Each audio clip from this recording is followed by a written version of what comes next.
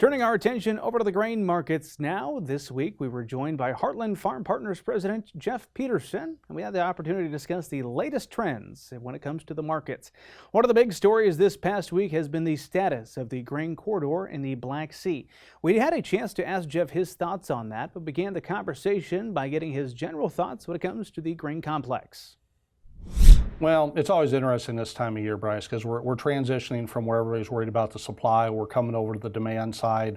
We're watching, those weekly export sales close. And unfortunately, right now on the corn side, we're just not quite getting enough exports. The hope is we'll see more of that down the road. We've got a situation in South America where they're moving along, getting that crop planted, except you're experiencing some dry pockets in the southern parts of, down in Brazil, southern parts of pockets of Brazil, and also more so over into Argentina, and that's slowing up the planting.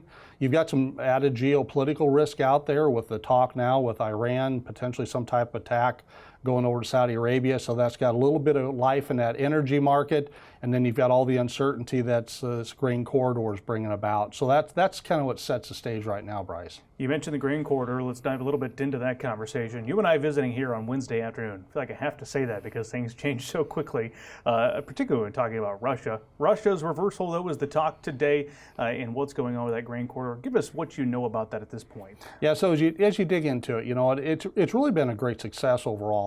The amount of bushels they've moved out, some would estimate they've probably moved about 320 million bushels out of there, maybe over 400 shiploads. But you've got a tremendous amount of ships sitting out there kind of in no man's land up until when Russia said, hey, we'll step back in. Now, what we don't know is when they said that they're going to step out, all because of the attacks that they have on their Black Sea basically fleet, we don't know necessarily what that meant, whether that was going to cause them to blockade these ports, the 3 ports that are coming out of Odessa. But what we do know is there's still probably over 100, maybe 150 ships that are kind of still sitting in limbo a little bit.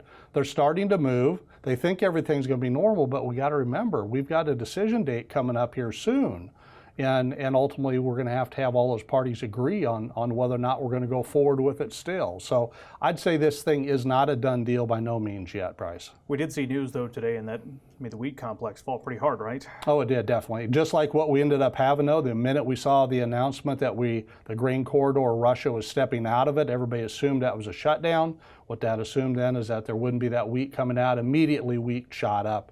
And we're going to have more of this type of action just back and forth.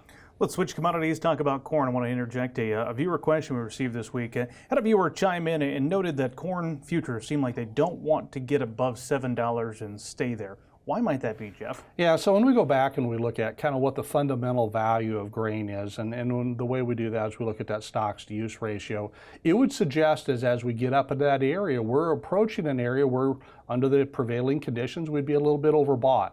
So what that ends up meaning that no one's willing to stick their neck out. The speculators aren't willing to physically buy it until we get some news strong enough to break us through that area. And what it says right now with everything that we have on the table between the hedgers and the speculators, that's an area above that they just do not see the conditions warranting additional purchases.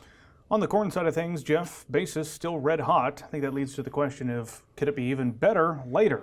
Could it be? Your thoughts? Well, I don't think we've reached the top here yet, but something I really, and we were just talking about this in some of our meetings this morning that we have to think about is that let's just kind of set the table on what's going on with basis. We're coming out of harvest. We had most areas here in the Western Corn Belt, we ended up having a slightly smaller crop, especially if you had a little bit of dry land. Some areas, you don't have much crop at all if you go far enough west.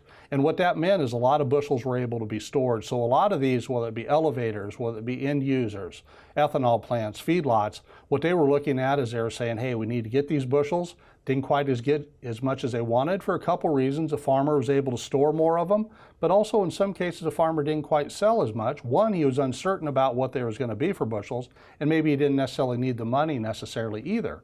So now we've got this little void in here, November, December, where the bin doors are closed, and now we're trying to coax these bushels back out, and really the only tool these local buyers have, if they can't get the futures price to move, which they can influence that, they have to go ahead and perk up this basis. So what I'm thinking, Bryce, is we may have to set some basis levels much sooner this year than what we think. November, December has a chance of being some of the highest basis levels of the year, possibly.